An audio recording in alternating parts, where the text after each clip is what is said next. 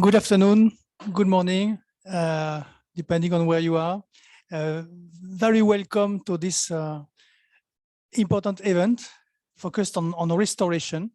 I am Pascal Martinez from the Global Environment Facility, and we are providing funds to help countries to provide environmental benefits, including on restoration in particular.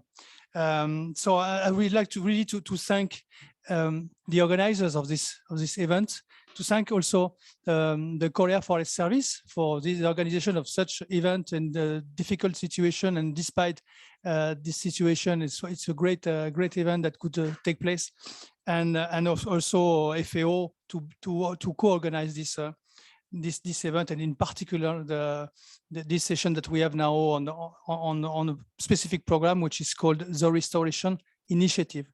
The Restoration Initiative is a program that has been funded by the Global Environment Facility, the GEF, some years ago. So it's very interesting today to see the progress of this program, where it stands today, and the difficulties, the achievements, and the lessons that we can learn to move forward from this.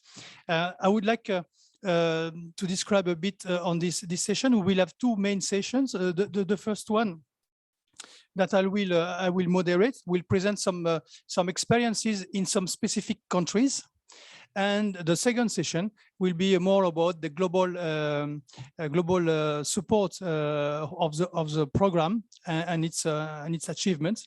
And it will be moderated by my colleague Christophe Bezacier from FAO. And I will then have some concluding remarks at the end of the session.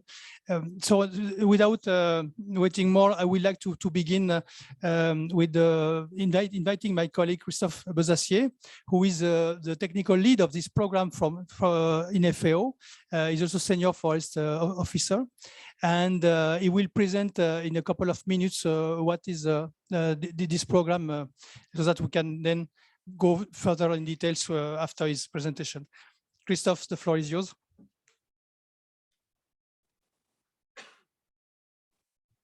Thank you. Who is sharing the presentation? Thank you. And I can see it on the screen, hopefully.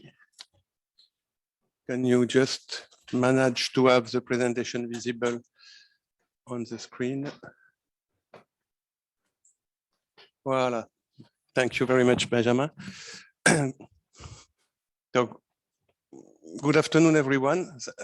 First, I want to say that I will be very brief to introduce this program, because the idea of the session today is to give the floor to the countries and to have presentation from the countries. Briefly, what is the Restoration Initiative? Next slide, please. It is currently the largest ongoing GEF finance program supporting restoration to date. GEF 8 will be probably bigger, but we will have a bigger program. But for the moment, we are still the biggest one ongoing. The objective is to contribute and to the restoration and the maintenance of critical landscapes, to provide global environmental benefits and enhance resilience, economic development and livelihood in support to the Bond Challenge. Everyone knows what is the Bond Challenge. It's a commitment to restore 350 million hectares by 2030. And all the countries on board of this TRI have a pledge or a contribution to the Bond Challenge. Initially, the duration was 5 years. With the COVID, we will probably extend a little bit the national and the global project.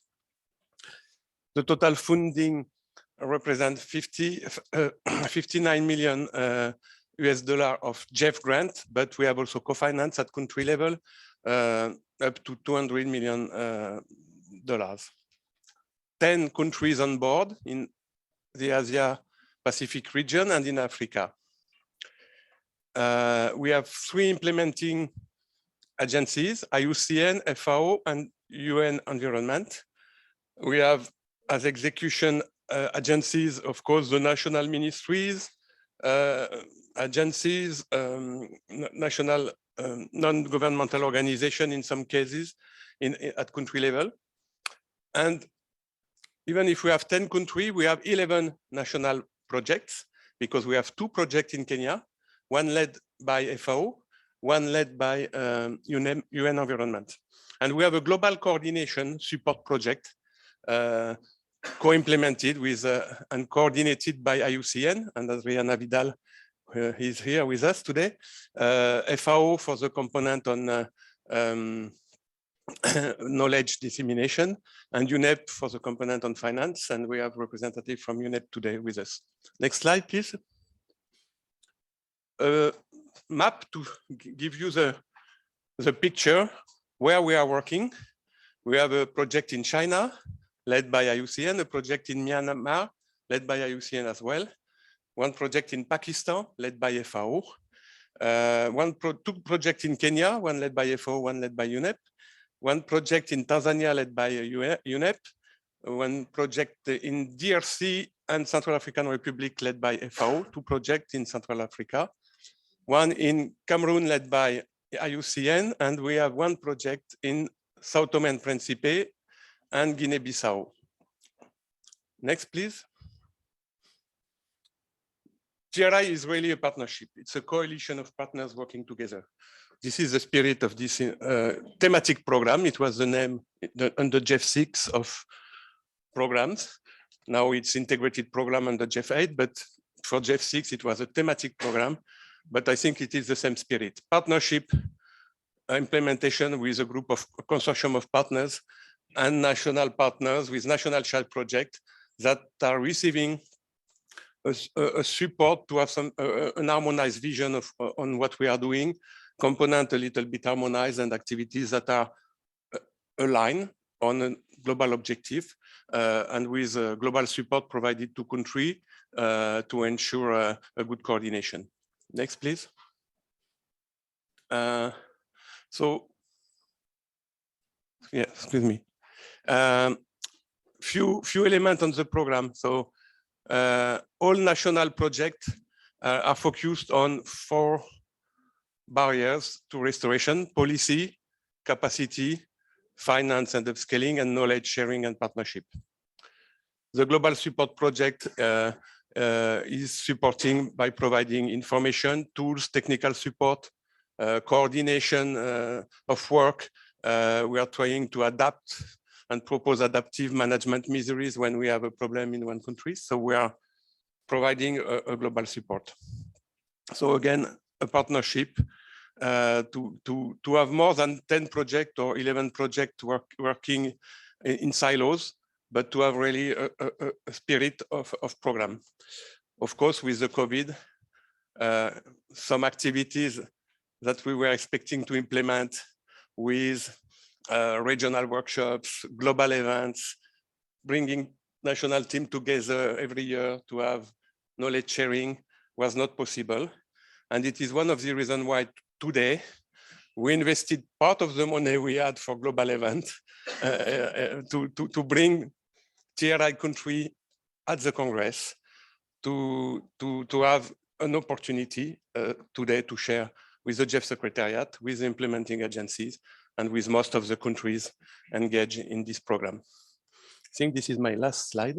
So thank you for your attention.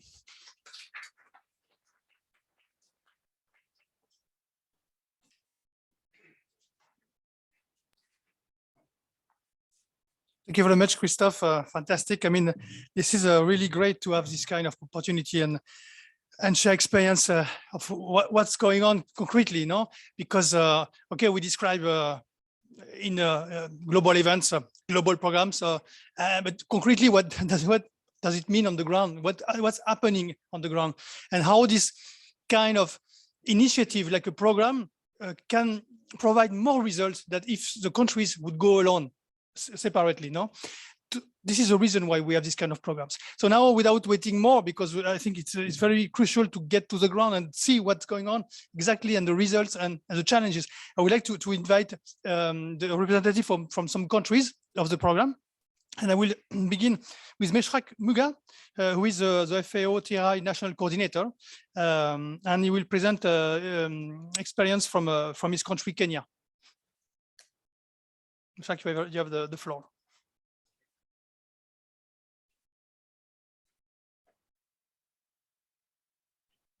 Yeah, good morning, good afternoon. Thanks for the welcome, and we want to thank and appreciate Jeff for the funding and the FA headquarters for the overall coordination. I'm going to present briefly on what we are doing in Kenya. Our project is on restoration of arid and semi-arid lands of Kenya through FLR approach and bioenterprise development. We consider our project as one of the most innovative in the sense that it is having an element on bioenterprise development, because as much as you are promoting FLR without having benefits to the communities does not make a lot of sense. So we must have some low-lying fruits for the local communities. Next slide.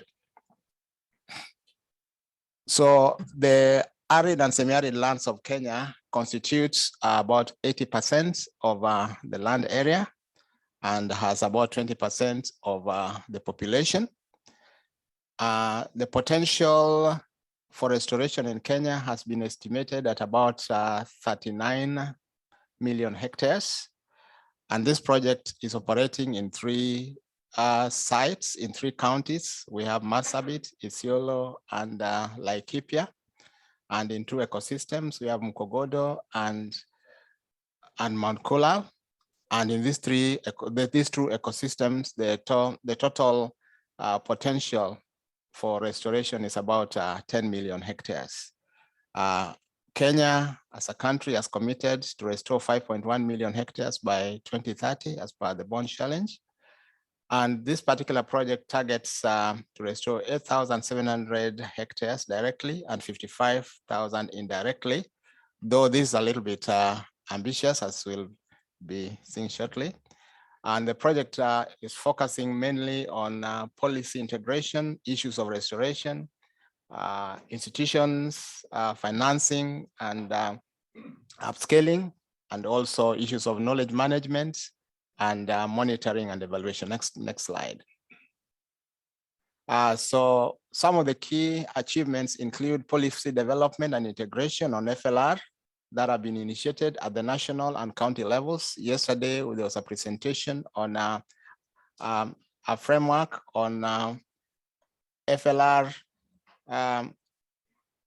forest and landscape action plan at the national level. And then at the county level, with Kenya, we have 47 counties.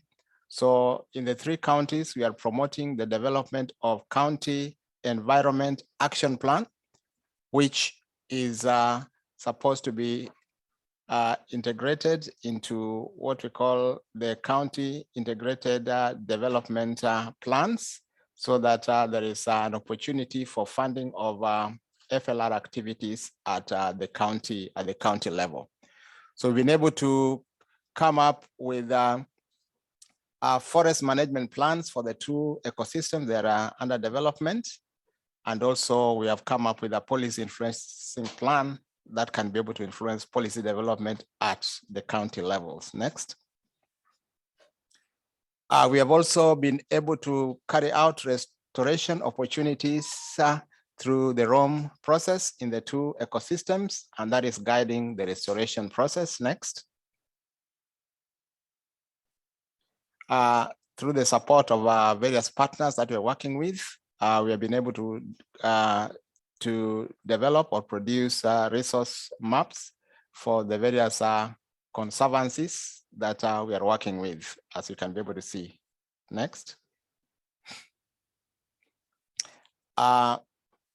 We have also been able to establish at least 8 tree nurseries, and 120 local community members have been trained on nursery management and seedling production. Next. The local communities have also been participating in the development of microcatchments using their hands, and the slide on the left is a result of what the communities have been doing. At least this is just natural regeneration, but we expect to plant some trees and also to plant some hay in some of these microcatchments. As a part of the way forward, we are also intending to use a mechanized system. We have what we call the Valerani. There's a Valerani technology that has been produced by an Italian that has been tried in Kenya through FAO support. And this can be used for mechanized production of microcatchments that can be able to have more impact. Next. We have also been promoting bioenterprise development through this program. So key potential non-timber forest products have been identified. And so far we have gums and resins that have been identified. We have honey that has been identified. We have aloe and also ecotourism. Gaps in best practices for production, domestication, processing, and marketing have also been documented. We have also identified the key stakeholders. We have also produced a video that has been shared. Next. The project is also supporting knowledge management and sharing. There's been a lot of seminars, webinars, where the knowledge that has been acquired has been shared. Kenya Forestry Research Institute that we are collaborating with is developing a portal through which the knowledge that has been generated will be shared with the various stakeholders, because a number of times projects come, produce various documents, and the knowledge just lie in the shelves. But this time round, we'd wish to share this knowledge through a portal. Thank you. Next. Key lessons learned that synergies and complementarities are critical for greater impact. Development of bioenterprises as low-lying fruits is very critical for FLR. Public-private sector partnership in bioenterprise development is also very, very important. FLR is cost-effective when nature-based solutions are built on knowledge and technologies. We have also learned that knowledge management and sharing is also very, very critical. Next. Mechanized systems, as I've said, for making microcatchments also needs to be considered for greater coverage in terms of the area to be restored. Local communities also need to be sensitized on protection of work sites, as most of these communities are pastoral communities. Development of training courses and applied research on FLR and NTFPs is key, especially in collaboration with universities. Land tenures to community land ownership in the arid and semi-arid areas is to be prioritized. And this we are going to do together with a land program in FAO Kenya that is being supported by European Union. Long and extended dry spells may affect realization of the targets. We also need to review procedures to fasten procurement of goods and services. We have also recognized that pandemics such as COVID and desert locust invasion may also affect the results of FLR. Next. There are several opportunities. Entrenchment of FLR activities in county integrated development plans, because we are now developing this at the moment. So these are very important opportunities so that we can be able to get funding at the local level. The UN Decade for Ecosystem Restoration 2021-2030 also provides several opportunities. Collaboration with other FAO Kenya projects and other government agencies is also very, very important. We have just completed the midterm review, and the document, the project, the report is being finalized, and it is providing various opportunities to refocus the project for greater impact. Next. And that is the end of my presentation. Thank you so much.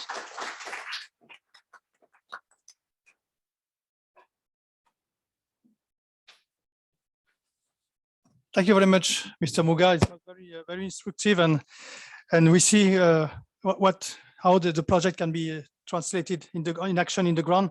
I would like to highlight the importance, as you mentioned, of the interlinkages between the livelihoods and the restoration success, and also the question of the scale.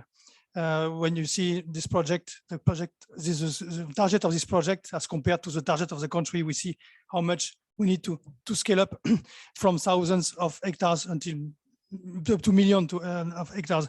And this is where the coordination and synergies that you were mentioning at the end of the presentation is so key moving forward. And now I would like to invite Mr. Faizul Bari, the National Tree Coordinator in Pakistan. He will provide us with his views and experience of the program in this country. Thank you very much. And the floor is yours, Mr. Bari.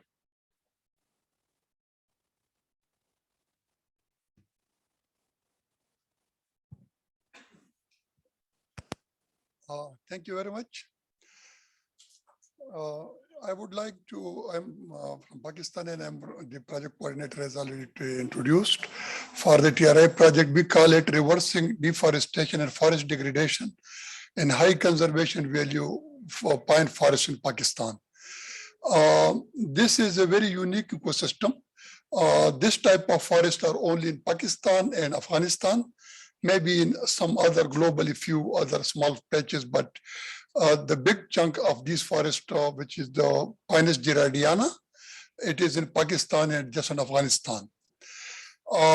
In Pakistan, we have around 132,000 hectare area under these forests, which is still a good quantity. But the problem is that these forests have been degraded. In the past, there were a lot of people were cutting trees for fuel wood, for timber and other purposes, because at that stage, the economic value was not that much explored, because it's producing nuts, and the nuts in the market are around $50 to $60 per kg, which is a very good money, and one tree can easily give 6 to 10 kg per year. So this is very important, because when you are talking about conservation or restoration, the important thing is the people say, what is for me? And what is for me means they are talking about whether this project will bring some livelihood opportunity for them, whether this project, because of course, the negative impact is mostly on the downstream, not exactly there. So if you are talking to people, please conserve your forest, their question would be how it will help me alternative energy, because there is no electricity, no gas, how it will help my livelihood. So this project, which is focusing on Chalghoza, has this inherent value because it is a great potential for livelihood. Of course, they are a medicinal plant, other things, but if they manage the trees, they can have in Pakistani rupees for about 7 billion rupees per year. We collect data every year. The project is working in 4 areas in the country, and it produces about 7 billion rupees per year, which can easily go up to double, because it is not that managed properly. So this is very good that we are using, on one hand, the project objective on one hand is, please, next please. On one hand, it is doing conservation, and the other hand, it is value chain development. So it is a good balance, and that's why the success of the project is very high compared to any other project. And this project, this is first slide. So the first thing is this project, is it first slide? Okay. So this project is basically supporting 10 billion tree project, which Pakistan already started 1 billion tree project. It has been completed, and now the 10 billion tree project. So most of the, like the FLR strategy, the assisted nature regeneration, the farm forestry, the value addition, all those things have been integrated in government 10 billion tree project. So this project was started in 2018, and the billion tree project now started, the 10 billion. Of course, the 1 billion was a little bit before that. So it is helping that. It empowered local community to protect and restore the Chalghoza forest, because these are very unique, but they have been degraded up to 70%. So in the area which are close to habitation, degradation has gone up to 70%, while in the remote area, because it's mountainous areas, the degradation is a little bit less. The value chain development is important part of this, and you can see in the center, these are the cones which are collected in one central point, and then the nuts are taken out of those, and they are then processed or dried and then packed, and which has a price like $50 to $60 per kg. Then it's also helping sustainable financing mechanism, because now the government is also investing whatever is being drawn from there, the government also reinvest these areas. Next, please. Next. I'm sorry, I'll have to reshare because it stopped sharing. So if it's okay for you, we will share it like this. Okay. So the next thing that this project is basically funded by the GIF. The total amount is 3.9 million, and the local co-financing is around $24 million. The project duration was originally 4 years, but now it has been extended 1 year more, 1 year, 1.5 years, due to COVID and a late start of the project. So far, what the project has done is first organize the local communities. We have 15 community organizations. We call it Chalgoza Conservation and Protection Committees. So they are in the center. The Forest Department, the project, and the Livestock and Agriculture Department, they are really supporting, but the central role has been taken by these communities. The project has signed a letter of partnership agreement with them so that they do grazing exclusion and return. The project provide them harvesting tools, because the cone harvesting, it is big trees and you have to collect the cones. It's very laborious process. So we have provided about 600 such tools, a set of about 12, 13 things which they collect the seed of the cone easily from there. The assisted natural regeneration is an important factor. So first we conducted the roam exercise, and it was done in all 4 districts. And in those 4 districts, then we started develop the FLR strategies, how to really go for it. So assisted natural regeneration is one of the important factor there. And it is covering 48 sites. And we have total 48 assisted natural regeneration sites, each one about 40 hectares. So these are the sites which were very degraded, and now there is assisted natural regeneration going on there, which is a very good area, a good thing to do, because it's more FLR and it's more native things compared to bringing exotic species there. It is most cost-effective thing also. We also prepare a management plan, which tells us about how much will be production next 10 years so that the private sector can come in.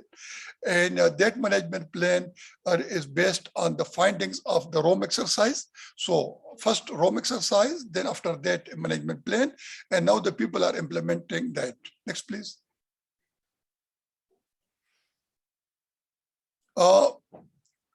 The key challenges which we see there, first is the land use planning.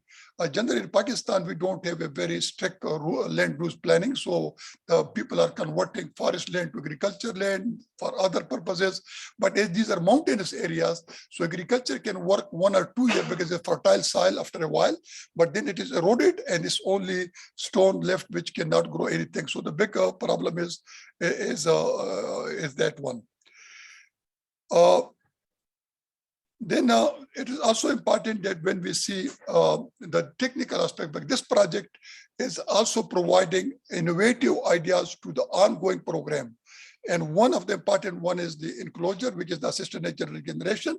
The other one is also using of the GIS and remote sensing to identify where are the hotspot, where are something could be done. So when we started this project, we gave training to the forest department, about 17 people, about collect earth, which give us the tool which is really giving us where are the hotspot and where one could do. Then the empowerment of the local community, because previously the forest department was working more on a policing role, but now that has been shifted to more participatory approach. And those 15 community organizations are central there. Next, please. So these were, I already said that these are the vehicles which really help us. Because I see the time is a little bit short. Yeah. I will not go very Excuse deep on me, this. if you could conclude. Yeah. Because we are already- So Thank you. in the nutshell, this project has been a small project, but an innovative approach. It has really helped a lot.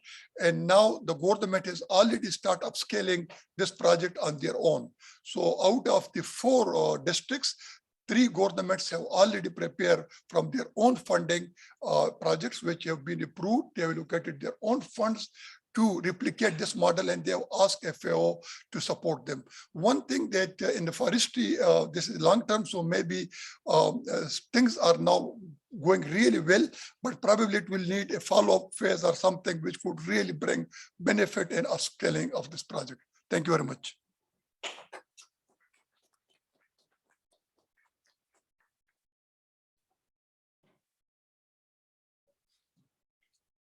Thank you very much, Mr. Barry, and sorry to have you push you a bit at the end. I know how frustrating it can be to present such a big, nice project and years of work in 7 minutes. So I'm sorry.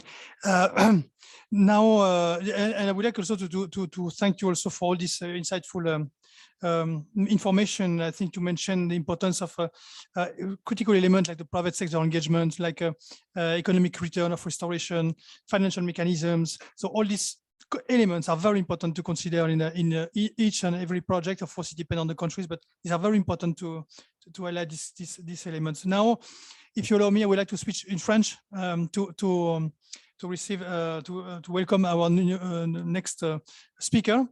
Je voudrais accueillir et souhaiter la bienvenue à Monsieur Benjamin Tohirambe, qui est le secrétaire général du ministère de l'Environnement de la République démocratique du Congo, qui va introduire les actions de son pays et de ce programme en particulier. Et ensuite, il donnera la parole, comme je le pense, probablement, oui, également au point focal du programme TRI dans son pays. Merci beaucoup. Bien, merci beaucoup et bonjour à tout le monde. Je me nomme Benjamin Tohirambe Bamuninga, secrétaire général à l'environnement et développement durable. Je vais introduire les expériences de la restauration dans ces programmes de restauration au niveau international dans mon pays, la République démocratique du Congo. Comme vous le savez, la République démocratique du Congo, c'est un pays forestier. Il a un massif dont la superficie pour les forêts denses et humides qui s'évalue à peu près 150 millions d'hectares. Mais il y a plusieurs blocs en fonction du climat. Et dans cette forêt, il y a entre 2000 et 2010, il y a eu un taux de déforestation le plus élevé au niveau de l'Afrique centrale, qui était évalué à peu près à 0,2,5.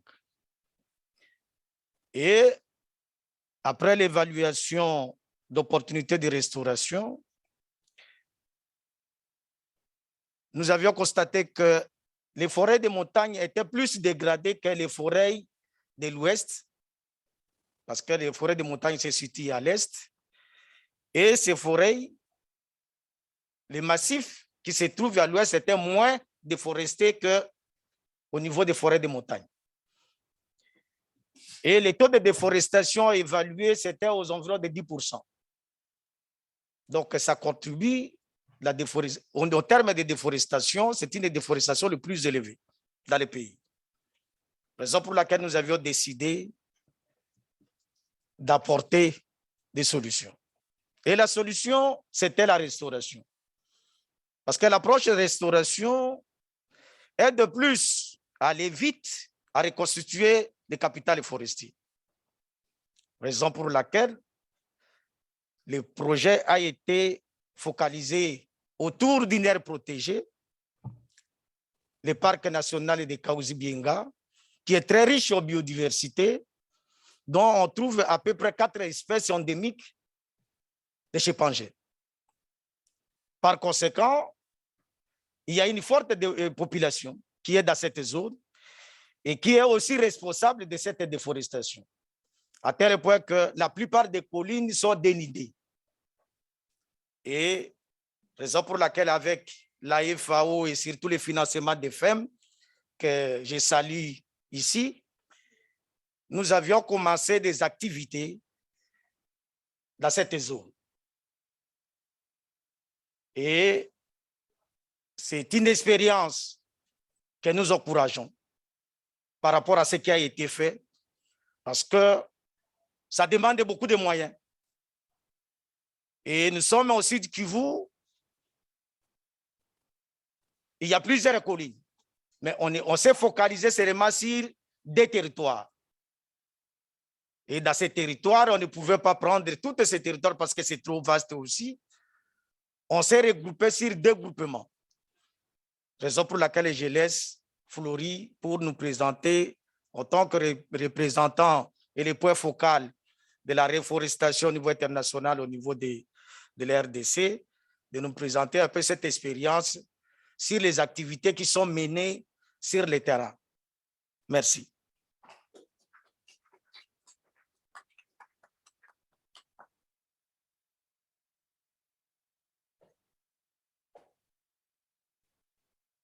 Merci. Bonjour tout le monde. Nous passons directement aux objectifs opérationnels. Si vous voyez, de l'autre côté, nous avons comme cible 4800 hectares à mettre sous option de restauration et gestion durable et 1 064 457 équivalents tonnes métriques de carbone à séquestrer. Comment nous allons le faire? Comment nous allons atteindre ces objectifs?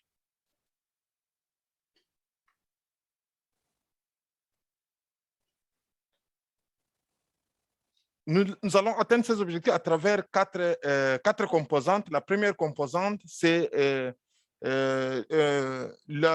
l'environnement politique qui doit être favorable à la restauration. Et cet environnement politique, nous allons l'aborder à travers des actions suivantes: la préparation des documents de stratégie pour la restauration des forêts et des paysages avec l'appui de notre partenaire WRI. Et ce document nous a donné lieu à l'élaboration des options de restauration qui sont adaptées par les communautés. Ces options de restauration sont décrites dans le tableau qui est présenté. On avance. Et la composante suivante, c'est la démonstration de l'approche de restauration dans les zones d'intervention du projet. À ce sujet-là, nous avons réalisé 2 plans de restauration développés pour les sites spécifiques dans les 2 chefferies dans lesquelles nous faisons l'intervention. Nous avons également réalisé des études socio-économiques qui ont été très utiles pour comprendre le contexte socio-économique dans la zone d'intervention. Il y a également des études de services écosystémiques qui ont été menées dans la zone, ce qui a permis de nous donner des informations très utiles pour la mise en œuvre du projet.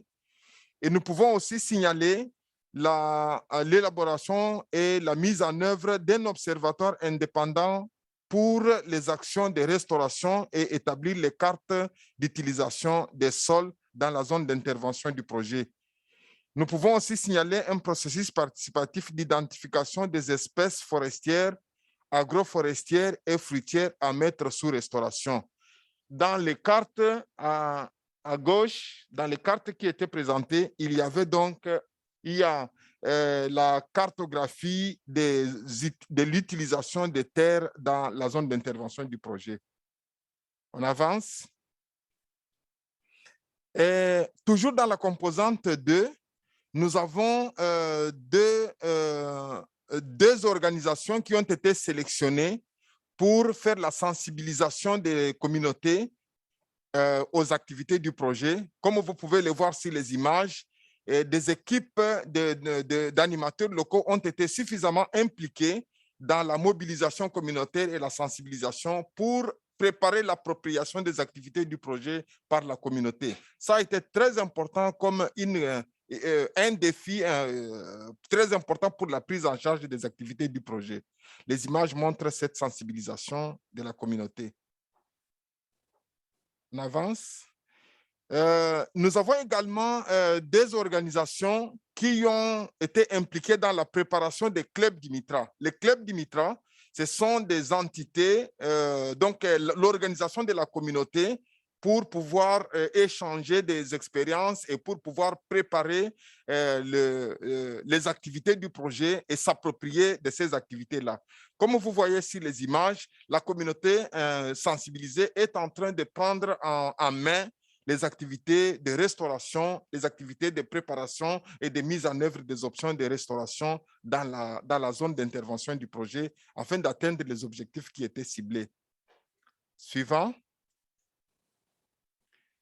Ici, il y a un des objectifs, c'est l'appui au développement des micro-projets communautaires favorisant la promotion de la restauration. Ces images montrent le processus participatif de sélection des micro-projets organisés avec comme résultat à la date d'aujourd'hui 40 meilleurs micro-projets communautaires sensibles à l'environnement basés sur la gestion durable des ressources naturelles identifiés et qui sont en train d'être soumis au financement du projet TRI.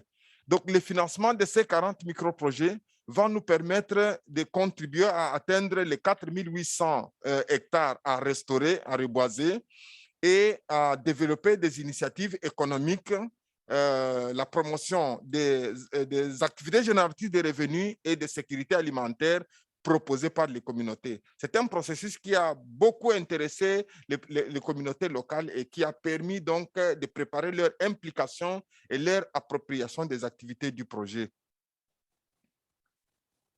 Suivant. Ici, nous avons 1178 hectares qui sont mis sous les options de restauration. Et ça a été possible grâce à la contractualisation avec 5 prestataires locaux qui ont appuyé la mise en place des pépinières communautaires. Et ça va créer un baume, une action très remarquable au sein de la communauté. Et la FAO a contribué à la réussite de ces activités en distribuant des intrants de production de plantules, en distribuant des semences et en accompagnant les communautés à travers les séances de formation et de sensibilisation sur les activités du projet. Là-dedans, vous pouvez voir la prise en charge de la communauté par des activités de restauration. Suivant. Toujours dans la démonstration de l'approche, nous avons travaillé sur la prise en compte des peuples autochtones pygmées et à travers l'organisation et la sensibilisation de la femme autochtone pygmée qui a été impliquée dans l'appropriation des activités du projet. Dans ces images-là, vous voyez, on est en train de visiter les pépinières. Peut-être que je peux donner la parole à la dame qui s'occupe de l'accompagnement technique des peuples autochtones pour venir présenter donc ces slides-là. Marie.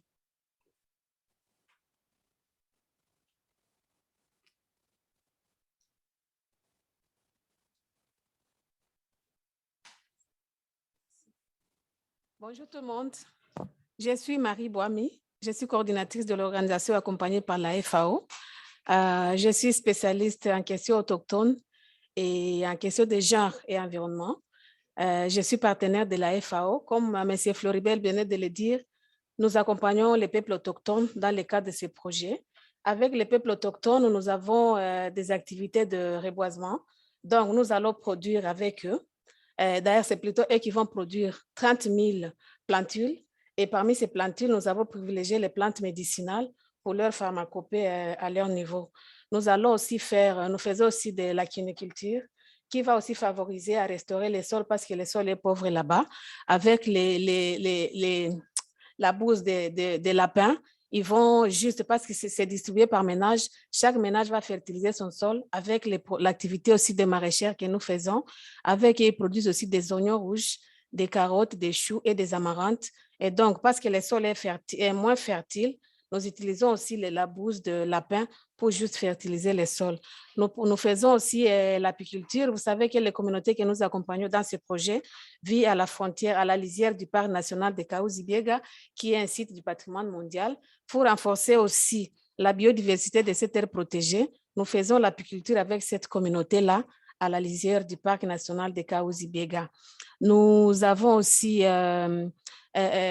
d'autres activités, par exemple les plantages d'arbres fruitiers, qui va aussi aider à ces communautés à avoir accès aux fruits aussi, et parce que leur alimentation n'est pas vraiment très améliorée pendant qu'ils sont en milieu de déplacement, depuis qu'ils ont été expulsés du PNKB depuis 1975. Ils ont accès difficile à une alimentation qui est équilibrée. Donc voilà, c'est vraiment plus communautaire. Voilà les pygmées qui sont en train de faire les remplissages des sachets pour la production de 30 000 plantules. C'est vraiment communautaire et nous avons sélectionné plus les femmes autochtones pygmées parce que les femmes, on a vu que les femmes sont plus championnes dans la restauration par rapport aux hommes. Voilà pourquoi dans la sélection des ménages identifiés, nous avons beaucoup de femmes que d'hommes. Et donc, si je peux me conclure, ce projet n'a pas seulement l'avantage de planter, ce projet aussi résout les problèmes de conflit qu'il y a entre ces communautés avec les parcs, parce que ces communautés allaient chercher, par exemple, du miel là-bas, aller chercher des fruits sauvages là-bas, aller chercher des plantes médicinales dans les parcs, et ça crée un peu de conflits. Mais avec ces projets, ils vont avoir quand même la viande à disposition dans leur campement parce qu'avec ces lapins, ils vont avoir le miel à leur disposition, ils vont avoir les plantes médicinales à leur disposition. Ça va diminuer un peu, ça va réduire les conflits. Au lieu de toujours entrer dans les parcs, ils vont avoir ce qui sont nécessaires à eux.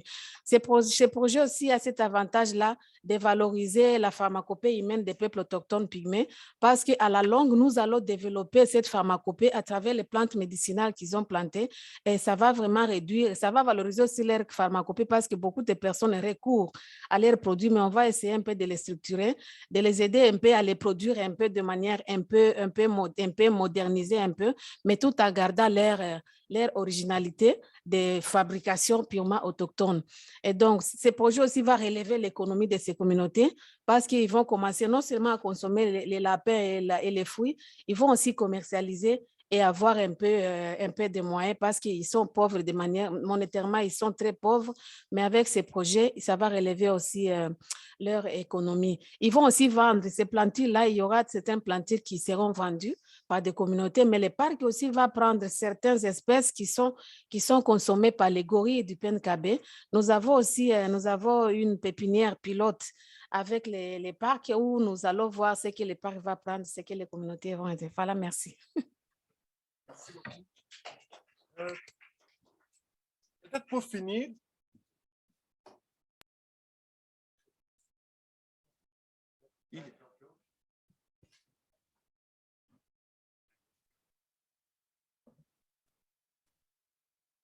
il y a deux choses à la fin. Une dernière chose, c'est la composante 3.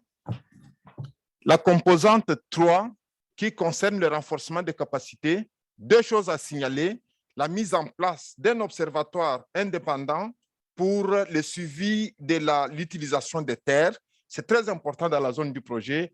Et l'accompagnement, la formation des jeunes entrepreneurs identifiés qui ont subi une formation appuyée par la FAO au titre d'incubateur virtuel sous le terme Restoration Factory. Je crois que c'était des choses très importantes que je voulais souligner et ça se caractérise par la photo à gauche. Continuez. Je peux vous demander de conclure, M. Floribert, parce que nous avons déjà passé le temps. C'est la dernière slide et pour la gestion des connaissances, il y a des visites qui ont été effectuées dans la zone et la participation au webinaire. Je pense, merci pour votre attention, nous avons terminé par là.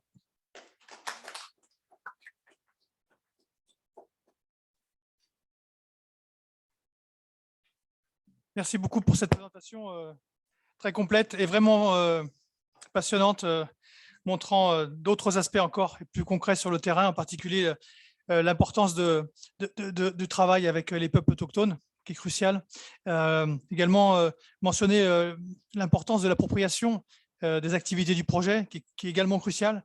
Et puis, il y a une chose que j'ai soulignée dans la présentation au début, en particulier avec le secrétaire général, c'est le lien avec les aires protégées, la biodiversité. Et ce qui est vraiment très important pour le GEF, c'est la capacité qu'ont les projets, et c'est particulièrement le cas dans le domaine de la restauration, à fournir des bénéfices environnementaux multiples, pas seulement les terres, parce que tout est lié.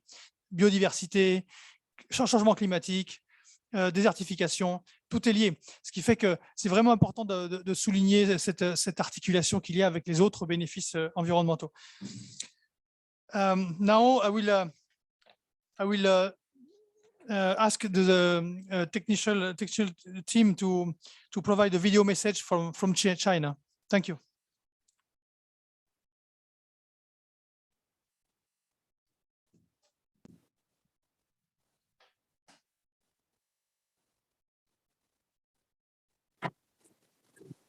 Hello everyone, this is Jia Yi from TRI China project. Very glad to take this chance and introduce our project to you all. TRI China project is entitled Building Climate Resilient Green Infrastructure, Enhancing Ecosystem Service of Planted Forest in China through Forest Landscape Restoration and Governance Innovation. Our international implementing agency is IUCN, and the national executing agency is the National Forestry and Grassland Administration of China, hereafter NFGA. The goal of the project is enhancing ecosystem service of planted forest in China by mainstream and localization of the FLR concept. Our project mainly focuses on 3 landscapes in China, which are located in totally disparate places and have very different resource and ecosystem service. Chengde City in Hebei Province is located in northern China, which is one important water source and ecological barrier of wind and sand for Beijing.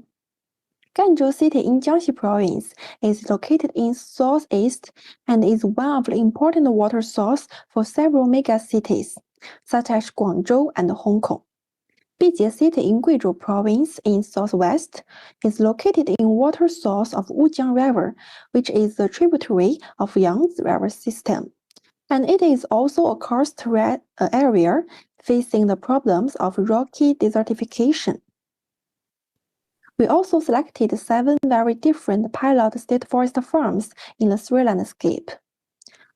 State Forest Farms is a non-profit organization aiming at enhancing the better ecosystem service with higher forest quality, which is inconsistent with FLR concept. There are more than 4,200 state forest farms in China, accounting for 8% of China's land area. That is to say, state forest farms bears the greatest potential in improving ecosystem service by restoration. Today, since time limitation, I will focus on 4 aspects to introduce the China project. The first is the forest restoration. Through field investigation and research, experts got the special data, supported each forest farms, determined their unique management objectives according to their local needs. Then they designed different measures and monitoring methods. Eventually, every FLR-based FMR plan is unique and well accepted by the farms.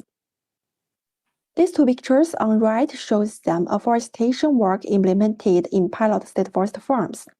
You can see the difference before and after restoration. And related ecological and socio-economic monitoring works are also carried out to demonstrate the effectiveness of FMR plan. You know, we have restored about 150,000 hectares by supporting 7 pilot state forest farms to develop and implement FLR-based FMR plan. And we have influenced about 230,000 hectares by replicating them to 9 additional forest farms. In the next 2 years, we will summarize an innovative mechanism and scaling up to other forest farms. A second task is to develop FL plans of large scale by balance many different land use types. We applied restoration opportunity assessment methodology here after Rome in China for first time. It is a useful tool developed by IUCN. It's for identify and analyze FAR potential rapidly. Till now, FAR plan for 3 landscape have been successfully developed and well accepted by the local government. It is accepted that 3 FAR plans will be applied to 3 landscape according to their local condition. The third task is policy.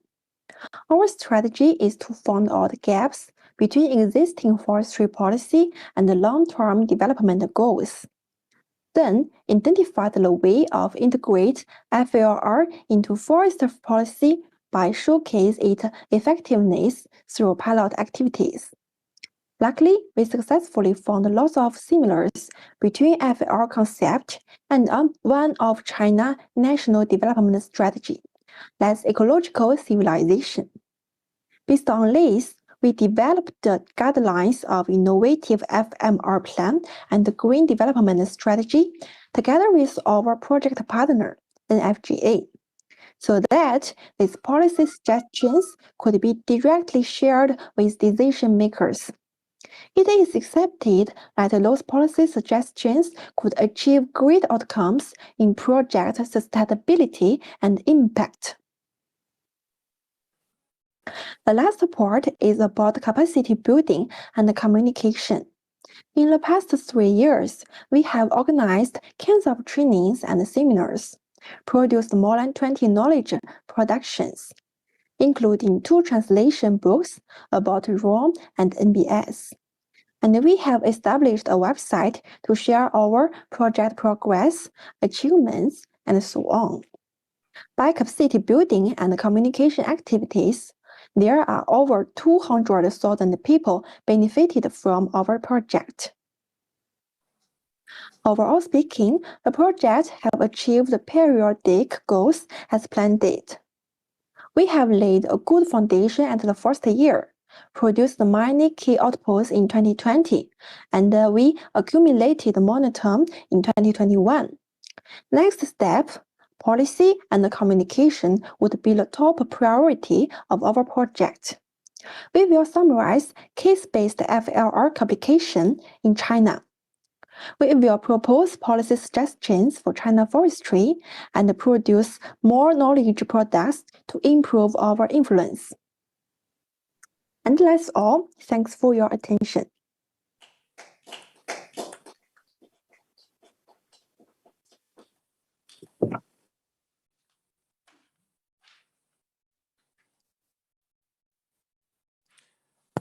Thank you very much. And first, I would like to apologize because I mentioned this video without introducing the presenter. So she was Mrs. Jai from China, and she's assistant project manager of the program. And thank you very much for this presentation, Mrs. Jai. And excellent to see again other components. I think that it's what's interesting in this fourth presentation that we see all the important pieces that we need to see in this kind of approaches. But each of the presentation we saw highlights in different part of these pieces. Here we saw how important it is, for instance, this integrated land use planning, also the importance of the policy issues and the capacity building. These are key if you want the results of such a project be sustainable in the time. So now I would like to give the floor to the moderator of the next session. So we saw a presentation at country level now, and we will take a bit more height, if I may say, and see how this approach are dealt with global partners at global level. So Christophe Bezassier, I will give you the floor to moderate the next session. Thank you very much. Thank you, Pascal, for your moderation for the first panel, for the first session. So yes, now we will move from the countryside to the support provided by the global, but with the idea to show examples as well. The global project provided support in different contexts: finance, support to entrepreneurs, policy, and FAO, IUCN, and UNEP, we have a key role in this. I will start with UNEP, with the finance component, because Emmeline has to go in another event soon, so I don't want to delay our presentation. Yeah, come here. Yeah, I will manage the camera for you.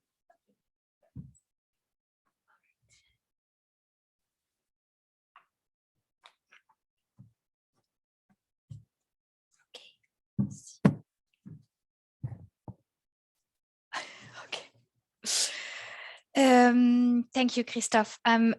Yeah, I'm very grateful for the opportunity to present UNEP's work as part of the Restoration Initiative. And I want to tell you especially about the Restoration Factory. So the Restoration Factory, as you can see here, nice logo, it's an online mentoring program for restoration entrepreneurs. So the concept, we can stay on this slide for a little bit. The concept of the factory comes from the realization that essentially restoration projects are experiments. They're social, environmental, and economic experiments. And I think we've heard some wonderful presentations already that showed the innovation, the new ideas coming into these projects. But they essentially, they can be risky, and they rely on assumptions that haven't been tested, especially around their economic viability. Now, if we have some businessmen or women in the room, maybe, they will know that a robust business plan relies on a sort of a business model that is attractive to investors. It relies on assumptions that have been tested, that have been validated. Investors do not like to leave anything to chance. And perhaps we wouldn't if we were giving money either. So it's really important that we find ways to rapidly, factually, and cost effectively test the key assumptions of restoration projects, and especially to determine the economic viability. Now, it's a challenge for capacity building approaches, and many of them fail to actually address the needs of project developers, because each project has its own characteristics. It has its own attributes that need to be analyzed in its own context, in its own local context, in its own supply chain.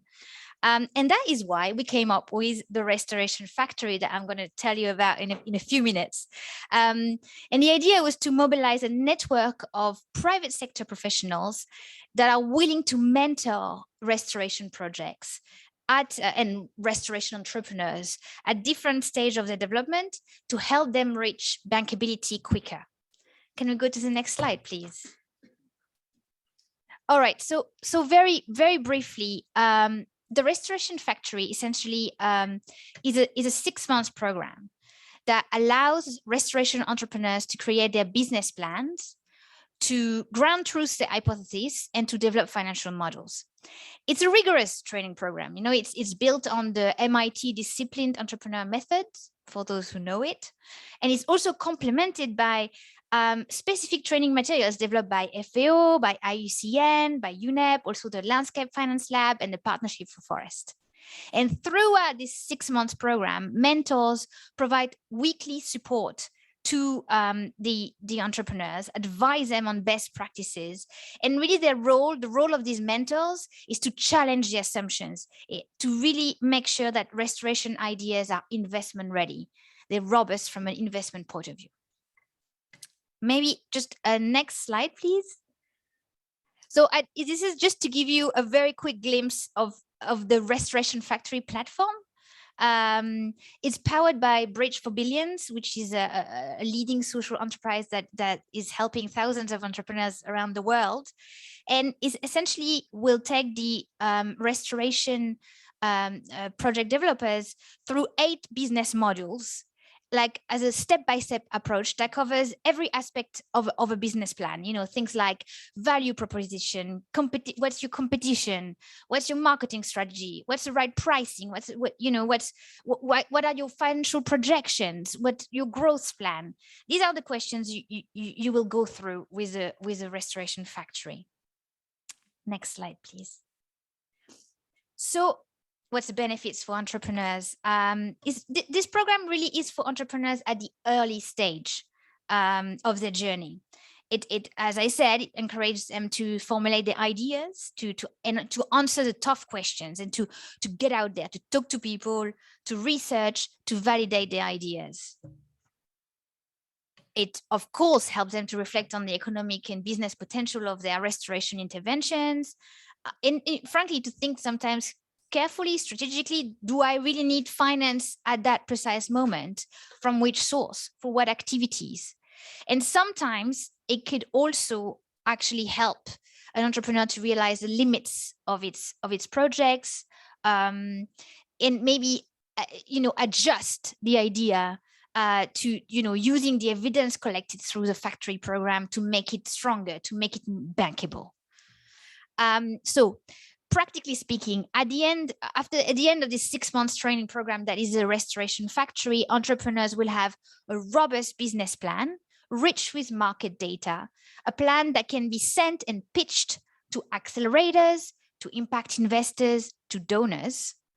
And also they will have hopefully gained a lot from their interaction with the mentors, but also, and perhaps even more importantly, they can learn from their peers. They become part of a community of restoration entrepreneurs that have gone through the factory and succeeded. So next slide, please. And this is my last slide, is just to say that we've had the first cohort. That's what we call the first run of the Restoration Factory last year, with 13 eco enterprises representing a diversity of forest landscape restoration business opportunities across the TRI landscapes. So we had like honey production in the Congo, bush mango and cocoa intercropping in Cameroon, the development of an agroecological park in Kenya, and many more. And it's only the beginning for the Restoration Factory. After this first experience, the program has been further improved to reach even more entrepreneurs and truly accelerate the investment or the project origination process. And the next iteration of the factory has a country focus to make the support provided to the entrepreneurs even more contextual and relevant. It's currently happening in Kenya, and there are plans to replicate it in other countries across the 3 regions as part of the Restoration Initiative and beyond. That's all I wanted to say. Thank you very much.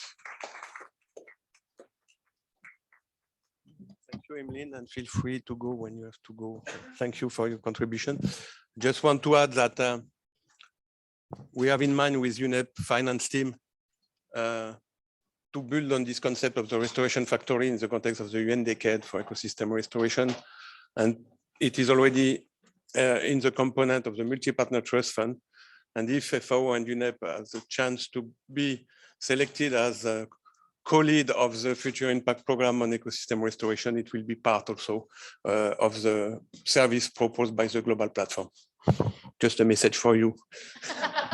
I give the floor now to Adriana. You have to go. No, because unfortunately, we were supposed to present an example of a beneficiary of this Restoration Factory. Christophe Sirumura from DRC was supposed to join. Unfortunately, he missed the flight and is not there. And the video he sent to us is not working. So we don't have so the idea is to have directly the example of policy support with you. So you can present the policy component, and we have people from Sao Tome and Principe that will give their feedback as a beneficiary. Okay, thank you, Adriana.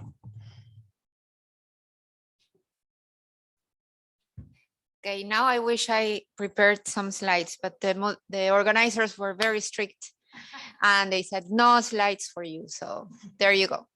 I do have one slide though. Yes, thank you, Benjamin. It's just an image to help me walk you through what we have been working on with the TRI community. So as by now you already learned that the TRI, the Restoration Initiative, is a multi-country project over 10 countries in Africa and Asia.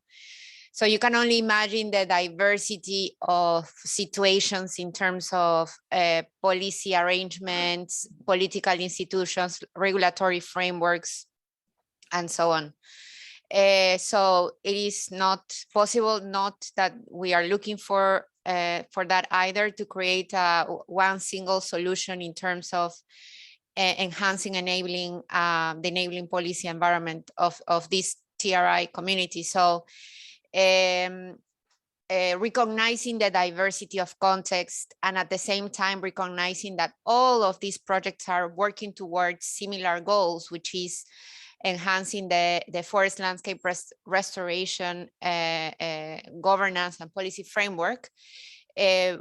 We decided to provide overall guidance for countries, so each of the countries have their own way of organizing their activities and so on. So I'm sure that, I mean, I'm talking to country level experts, so this is not new to you, but something that perhaps we realized at the beginning of the project is that there were a lot of assumptions when at the moment of the project started. Not perhaps it was more the understanding from the country teams about the policy and regulatory frameworks, and then perhaps automatically one think that the best way of enhancing the FLR enabling environment is by creating a new policy or a new guideline or a new action plan, and that's it. That's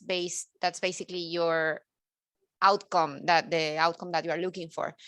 However, what we wanted to do with this project is to ask countries to take a step back and really question that objective. So perhaps start again thinking about what are the problems you are trying to solve.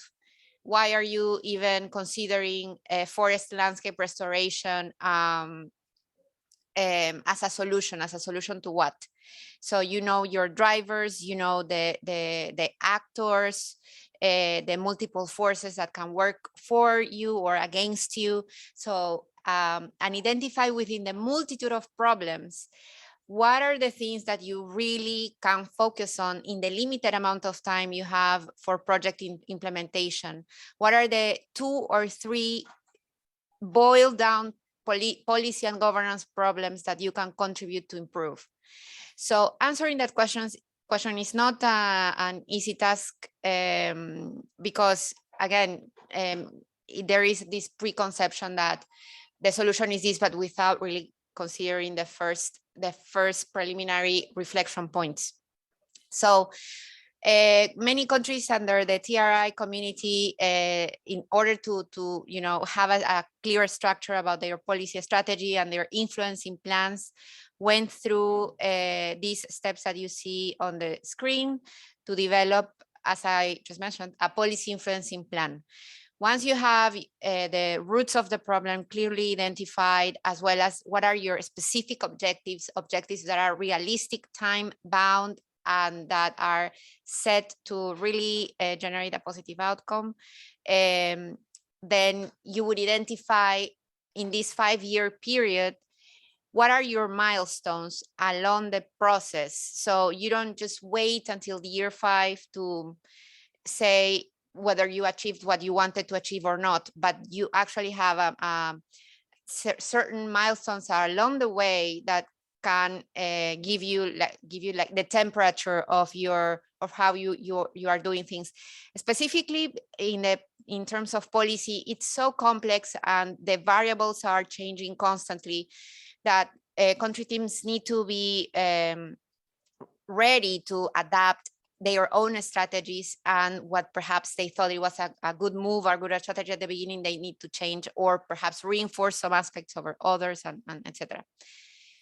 I can, of course, I am a policy expert. I'm very passionate about this. I can speak non-stop for the rest of the afternoon. So how long do I have before I wrap up?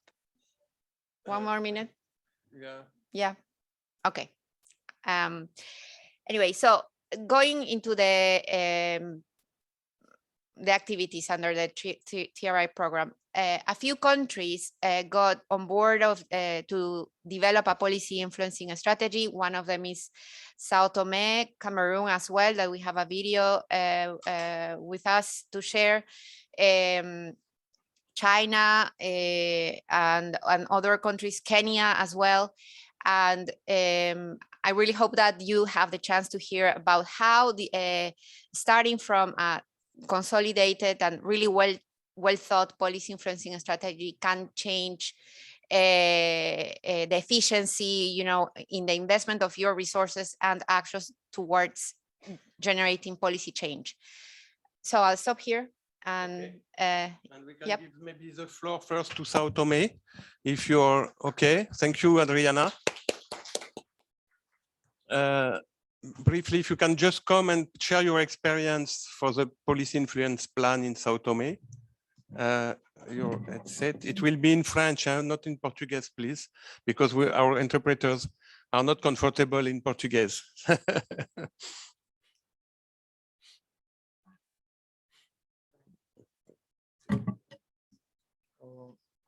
Bonjour à tous, je suis Meir Anton de Sao Tomé Principe. Je suis le point focal du ministère de l'Agriculture pour les projets TRI à Sao Tomé Principe. Je vais un peu partager ce qu'Adiane a dit sur les plans d'influence politique. À Sao Tomé, dans les projets TRI qu'on a fait, on a cherché d'inclure tout le monde dans la résolution des problèmes. Parce que les forêts, c'est quelque chose qui a plusieurs acteurs, plusieurs parties prenantes. Et comme ça, il faut que chaque partie prenante entre dans la gestion forestière. Et avec les plans d'influence politique, ce qu'on a cherché de faire, c'est faire un plan qui donne aux politiciens la vision de ce qu'est les forêts, qu'est-ce qu'on doit résoudre, où sont les problèmes, les schémas que la direction des forêts doit aller pour résoudre les problèmes de la gestion, mais améliorer la gestion forestière. Et ce plan est développé avec un consultant, avec l'appui de l'AOCN, avec Adriana, mais aussi avec la direction des forêts, les ministères, la direction régionale des forêts, tous les acteurs importants, parce qu'on a fait une plateforme nationale de restauration forestière paysagiste. Cette plateforme, il a des ONG, il a des entreprises de consommation de forêts, du PFNL, il a la société civile, les communautés. C'est quelque chose qu'on cherche de voir une vision globale, comment pour améliorer la gestion forestière. Je peux dire que en résumé, c'est ça que le plan de finances politique nous a aidé. Merci. Et maintenant, nous allons vous mettre un deuxième témoignage de l'équipe du Cameroun sur le projet appuyé par l'USN. This is Dr. Haman Yunusa, the Chief Operational Focal Point of Cameroon. I'm going to present here the activities of the Restoration Initiative, the tree project in Cameroon, in an effort to fight degradation of land and forest landscape. The government of Cameroon joined the African Forest Restoration Initiative, AFR and the Bond Challenge in 2017. In this regard, Cameroon pledged the restoration of over 12 million hectares of forest and degraded lands by 2030. The Restoration Initiative 3 is one of those projects that is helping Cameroon to attain this restoration pledge. The tree project has been striving to support activities geared towards the improvement of forest landscape restoration policies, restoration of degraded lands, capacity building and communication on forest landscape restoration processes using bamboo and non-timber forest products. The tree project started in August 2019 with the creation of a steering committee at the Ministry of Environment, Protection of Nature and Sustainable Development, MINEPDEP. Supervised by MINEPDEP, the tree project is implemented by the International Union for the Conservation of Nature and executed by the International Bamboo and Rattan Organization, the INBA.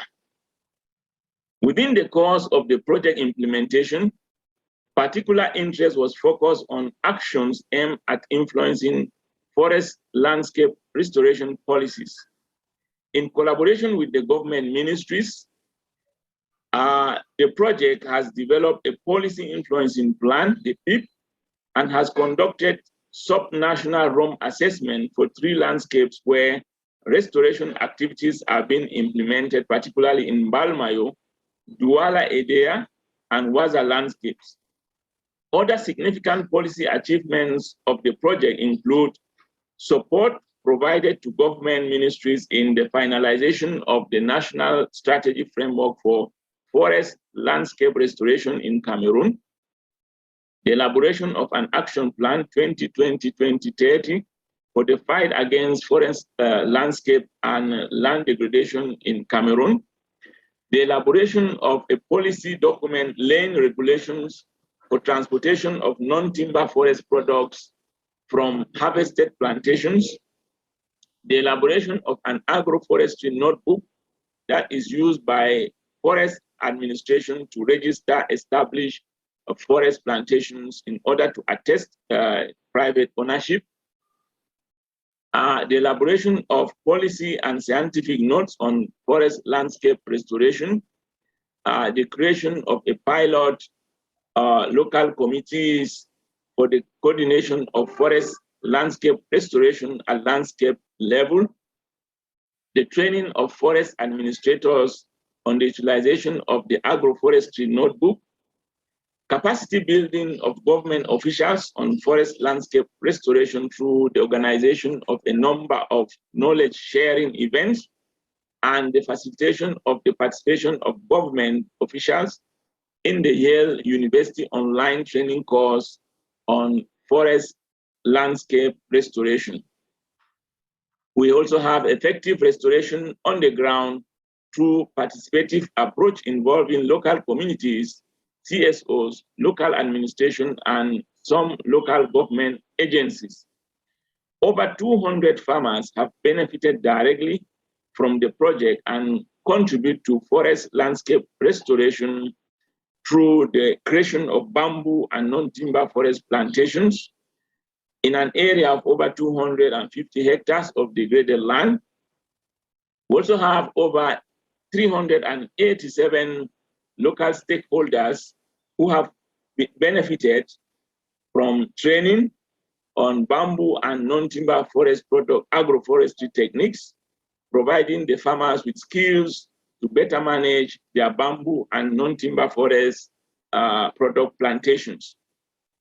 The project is also collaborating with the government ministries to conduct a bamboo and non-timber forest products market analysis and a market exchange platform to enhance dialogue between non-timber forest product sellers and buyers.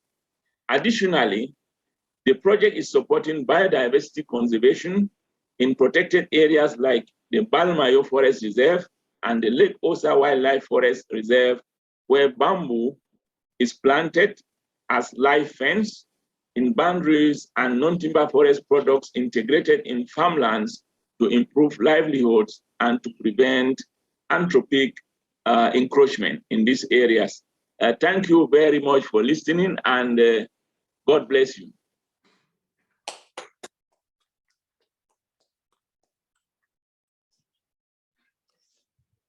Merci aux représentants et au point focal opérationnel du Cameroun pour cette synthèse. On va terminer par la troisième composante d'appui du programme global. Et donc, je passe la parole à notre responsable au sein de la FAO de cette composante, Benjamin de Ridder. Merci, Christophe. I'll go back to English. As you can see from this presentation this morning from the countries, the beauty of this program is the richness in diversity of landscapes, approaches, tools, and lessons learned. And FAO has this kind of important role to play in this global support program to ensure technical capacity is implemented for the planning and implementation and monitoring of the restoration on the ground, but also to capture the knowledge and best lessons learned and disseminate it widely. Important to note is that from the start we took a kind of a demand-driven approach. We asked the countries even at the launch and inception workshop to see what kind of gaps there are, what kind of technical capacity they need to help them to scale their interventions through the project. FAO in 2019 organized the second global knowledge sharing workshop in Rome to provide access to experts from within the FAO and beyond to this national project team that came to Rome, and also to give them access to tools and approaches and provide some training during a whole week kind of event to kickstart kind of the project implementation as such.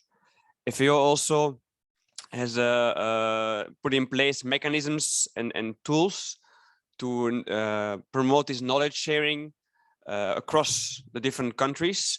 The project was designed before pre-COVID, but we already back then were thinking of online ways. And with COVID, actually, it became even more used and practical. So we developed an online community of practice where countries could share and learn from each other. And as well, we organized a variety of online webinars and trainings to hear from each other from the countries. Important next step is really to capture and the knowledge generated on this practical implementation on the ground. And we will also link our FAO being part of the task force for best practices for UN decades. So we also use kind of their standards to then collect best practices from these different TRI countries and can be used in future programs as such. So I'll keep it up to here. And also one thing, sorry, Christoph, we also got the publications, I think at the FAO booth, for example, we developed Una Silva with a lot of input from the country projects for different articles to share experiences from the project as well. So you can find him at the FAO booth. Thank you.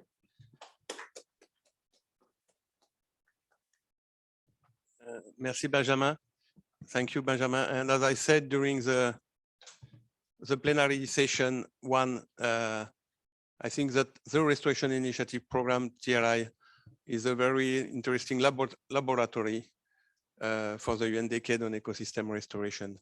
And we can really provide maybe feedback, lessons learned for the Jeff 8 Impact Program, integrated program on ecosystem restoration. We are trying to integrate what we learn with TRI in the multi-partner trust fund of the UN Decade. And in the way we want to work on collection of good practices in the task force on best practices I am leading, we are trying to capitalize on what we learned from TRI. We forgot to give the floor, to Patrick from Kenya to share quickly experience from our global FAO support to the country. So if you can do it maybe in 2 minutes, thank you. Sorry for this rush.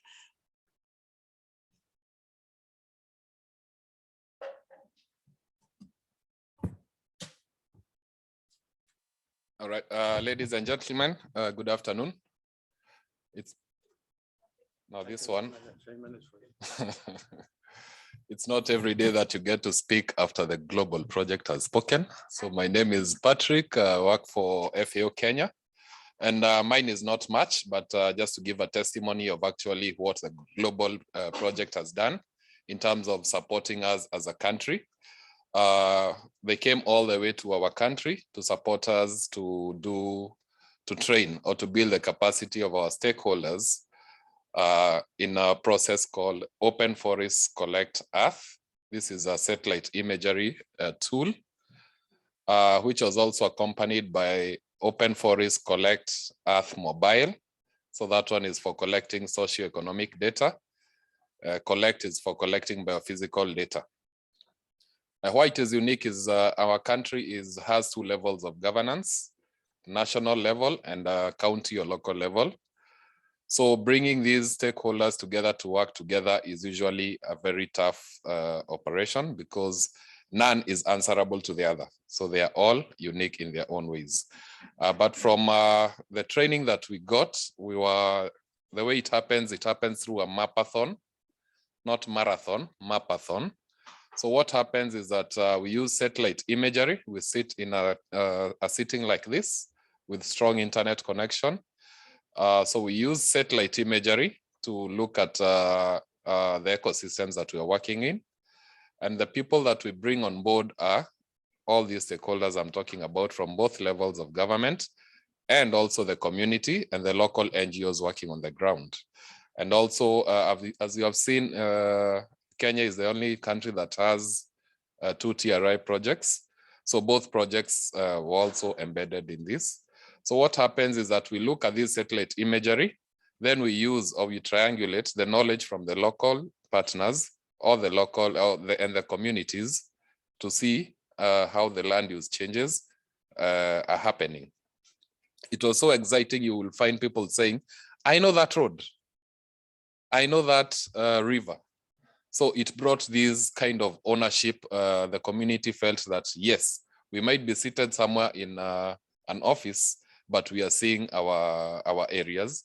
And this is a good basis or a good baseline that we are able to get. We are able to collect data from over 10,800 plots. Each plot was approximately 0.5 hectares. So we had good baseline data collected from this. Something else that I will add is that, as mentioned by Benjamin, there have been these exchange programs between the countries. We are able to see what other countries are doing. The first meeting was held in Nairobi, in Naivasha, Kenya, and the second one in Rome. And we had a third one, even amid the COVID pandemic, that we were able to do it online. Another aspect, we also trained on the Rome process. You had it being talked about. So this was also support from the global project. So as a testimony, I will say yes, the global child project has been beneficial and has been helpful to the TRI countries. Thank you so much. Thank you.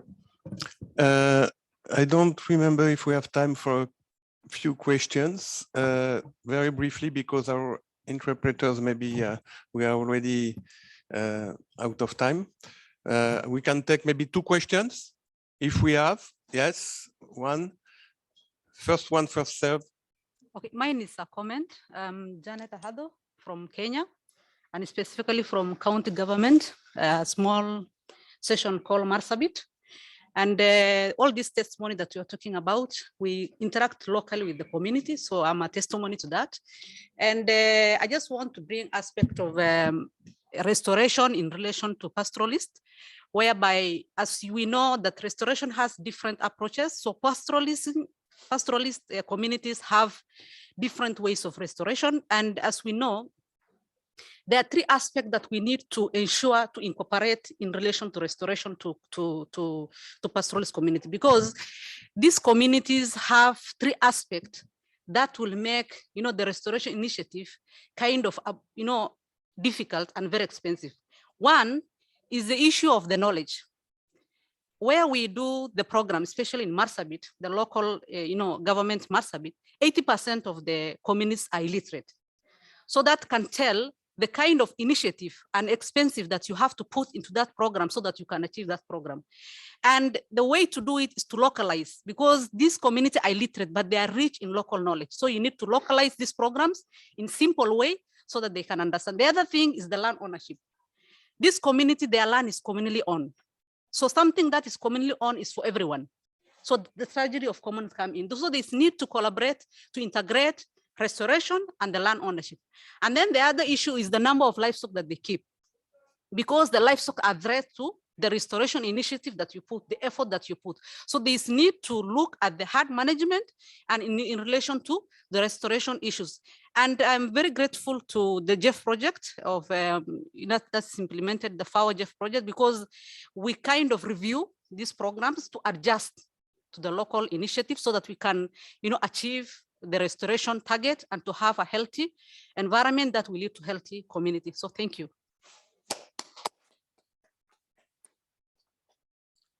Okay, if we don't have any questions or comment, I suggest to give the floor for the closing remark to Pascal Martinez, as a representative of the Jeff Secretariat in Washington. Thank you, Pascal, for the closing remark. Thank you very much, Christophe. Well, we have seen how rich is this topic and how it's impossible to capture all this richness in 1 hour and a half. And I'm so sorry to have given the floor 7 minutes, or tried to give 7 minutes and interrupt you when I was trying to manage the time. Very quickly, because we are already out of time. The JEF is a critical moment now, because the JEF is financed every 4 years. And we are at the end of what we call the replenishment process of our fund. And the new cycle will begin on the 1st of July. So we are reaching the end of the negotiations. And we are very pleased to see that at this stage, we have received pledges from the donor community, which finally gave us a budget which is 29% and can be even more in the coming weeks, above the budget that we had before. So it's very good news, despite the crisis that we are facing, and needless to say more about this crisis. It's incredible that the donor community, and we can thank them, that they engage really to give us more resources, while we had during 12 years the same amount of money. From the 1st of July, we will have roughly 30% more. And this means that all the program that we propose to the donor community are approved. So this kind of programs, there will be another one beginning from 1st of July, which is called Restoration Ecosystem Restoration Integrated Program. It is one out of 11 programs. So even if the countries don't recognize themselves as being part of this kind of program because they have other priorities, they have other avenue to also develop activities on restoration. So they can. We have this. We finance, I would say, traditional activities on restoration traditional for the JEF. It's sustainable land management, to avoid and reduce land degradation through sustainable land management. It is also to reverse degradation through restoration, of course, and also the problem of addressing the issues of desertification, land degradation, and drought, particularly in drylands, and also improve the enabling environment and policy for the LDN. This is very linked to the convention on desertification. But then we have this new integrated program that I mentioned earlier, the ecosystem restoration. Of course, we needed to respond to support, I would say, to so many commitments that we have seen in the international community. No, I don't know how many hundreds of millions of hectares the international community commit to restore. Yes, but how we do that now? It's always the same problem, and that's why it was so urgent to restore and restore now. We are in the beginning this decade of ecosystem restoration. We will be part of this global effort. And the goal of this program is to achieve an healthy and resilient ecosystems that promote green recovery and secure livelihood within the healthy planet and healthy people framework. This program will support, of course, the UN decade on this ecosystem restoration and all the global commitments towards the restoration under the relevant multilateral environment agreements. The main objective is to generate multiple environmental benefits, as I said earlier, the importance for the JEF, this multiple dimension of the environment, and also socioeconomic benefits through the application of integrated landscape approaches for the restoration of degraded land and ecosystems. And the key interventions that we plan in this program, concrete interventions on the ground, on the land, but this interventions on policies, governance, institutions, finance, private sector. The objective is to unite countries and all relevant stakeholders in a global movement to achieve transformational impact in reversing environmental degradation. This program supports the global agenda, as I said before, the UN decade, but also Bond Challenge commitments, the NDCs also, which is related to climate change. And also it will benefit from a global platform. as all of these big programs at the Jeff, there will be a global platform. And this relates with what has been mentioned before, because I don't know if all of you are aware of how it works. And these programs has this national child project, but all is coordinated by another child project of the program, which is not a country project, but it is a global platform. So for this, for the countries that want to be part of this new program, and it will be important program because the program that was presented today, it's $60 million program, more or less, from the Jeff, and this one should be significantly more because of we cannot say exactly because there are still some pledges to come and so on, but we can expect that it will be significantly more than the program before. So there will be a call of proposals for the countries interested, and the best project, which are the most rewarding in terms of environmental benefits and livelihoods, the one who are more aligned with the Jeff strategy will be chosen. So it's a competitive process, but still there is other way to Jeff to make a restoration, and the selection criteria will be science-based. With a focus on restoration of ecosystem types with a high potential to generate multiple benefits, prospect for multiple benefits, including livelihoods, existing restoration target set by the countries. Effectively, we don't not so keen to work to begin from scratch. So one of the selection criteria will be to work with the countries that have already engaged in this pathway.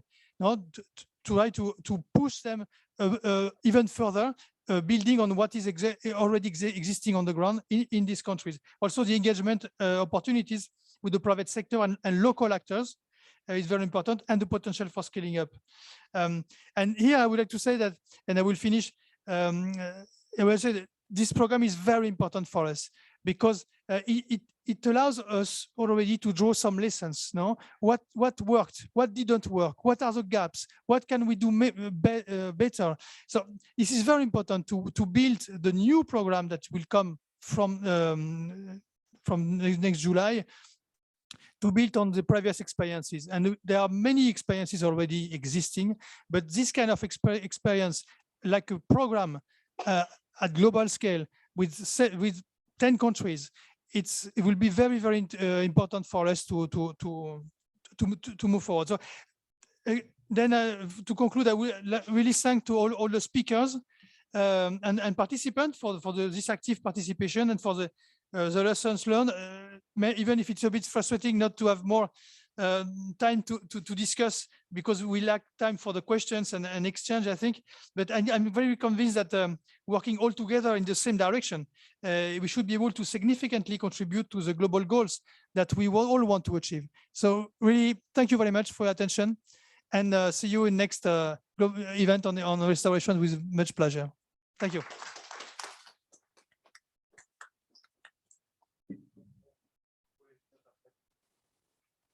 Of course. Thank you very much also for the interpreters.